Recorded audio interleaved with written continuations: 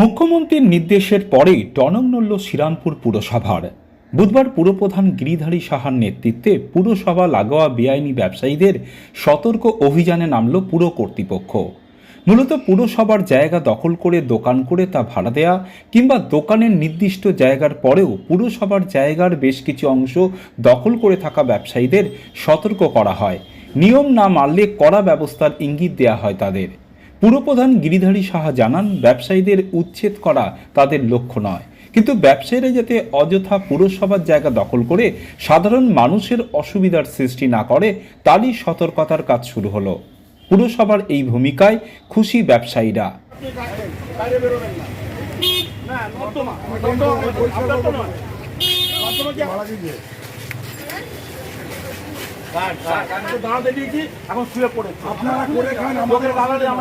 মানুষের হাঁটা চলার জায়গা প্রায় বিলুপ্ত হতে চলেছে।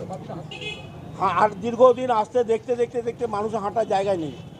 আমরা এনক্রোচমেন্ট করতে করতে রাস্তার দিকে চলে আসছি, মানুষ হাঁটতে পারছে না। আমাদের পৌরসভা মৌলিক দায়িত্ব প্রত্যেকে কি মানুষকে যাতে ফ্রিলিভাবে যাতে হাঁটা চলা করতে পারে, গাড়ি মুভমেন্ট করতে পারে, এটা আমাদের মৌলিক দায়িত্ব।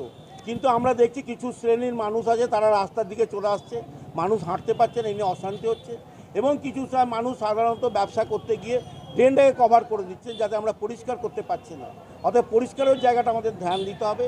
কেউ করে খাচ্ছে, তাদের পেটে লাথি মারা আমাদের উদ্দেশ্য নয়। তারা খাক, তারা রোজগার করুক, সব ঠিক আছে, কিন্তু মানুষের স্বাচ্ছন্দ্য, সাধারণ মানুষের যে স্বাচ্ছন্দ্য, চলাফেরার অধিকার, ড্রেন পরিষ্কারের জায়গা, এগুলো করে তারা করুক। সেইভাবে আমরা একটা পরিকল্পনা, আজকে আমাদের যেটা হচ্ছে, আজকে আমরা সার্ভে করছি কে কতটা এনক্রোচ করেছে, কোন জায়গায় আমাদের ব্লক আছে। আমরা সেই সার্ভে রিপোর্ট নিয়ে পরবর্তীকালে বসে আমরা মানুষের আলোচনা করে সেইভাবে আমরা পদক্ষেপ গ্রহণ করবো।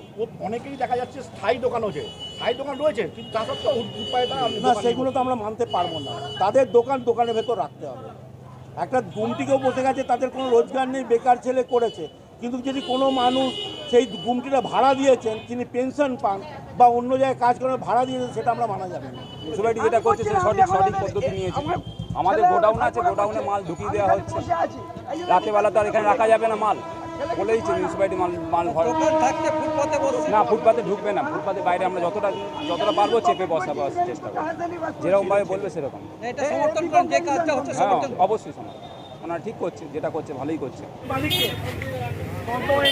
আপনার জায়গায় আপনি থাকবেন, বাইরে বেরোবেন না।